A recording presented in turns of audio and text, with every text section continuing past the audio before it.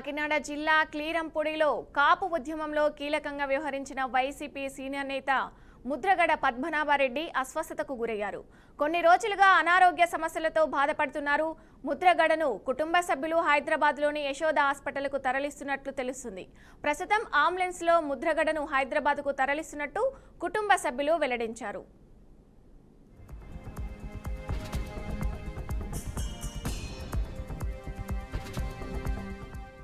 ఇదే సమస్యకి సంబంధించి మరింత సమాచారం మా ప్రతినిధి నందిని అందిస్తారు. నందిని, ఏదైతే కాపు ఉద్యమ నేత మాజీ మంత్రి ముద్రగడ పద్మనాభం అయితే తీవ్ర అస్వస్థతతో బాధపడుతున్నారని చెప్పాలి.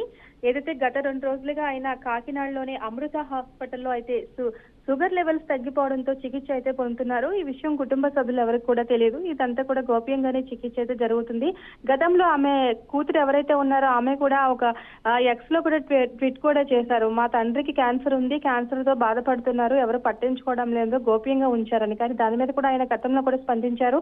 నా ఆరోగ్యం బాగానే ఉందని కూడా చెప్పారు. అయితే ఆయనకి షుగర్ మాత్రమే ఉంది.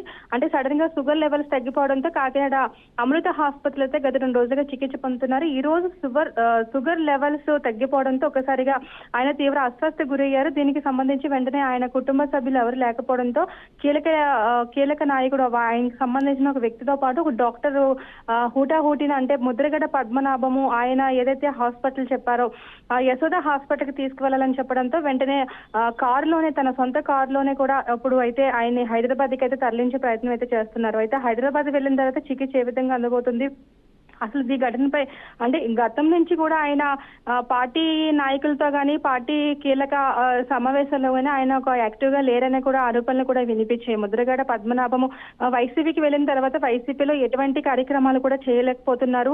అంటే ఆరోగ్య రీత్యా వయసు రీత్యా కూడా ఆయన పాల్గొనలేకపోతున్నారని కూడా అంటున్నారు. అదే విధంగా ఆయనకి షుగర్ తో పాటు బీపీ కూడా ఉండడంతో ఆయన ఎటువంటి కార్యక్రమాల్లో కూడా యాక్టివ్ గా లేకపోవడంతో సడన్ గా షుగర్ లెవెల్స్ తగ్గిపోవడంతో అతన్ని కాకినాడ అయితే హాస్పిటల్కి అయితే తరలించారు. అదే దీనికి సంబంధించి ఇప్పటికే వైసీపీ నాయకులు కొంతమందికి సమాచారం కూడా అందడంతో ఆయన పరామర్శించే ప్రయత్నాలు కూడా చేస్తున్నారనే చెప్పొచ్చు. Okay, thank you Nandini.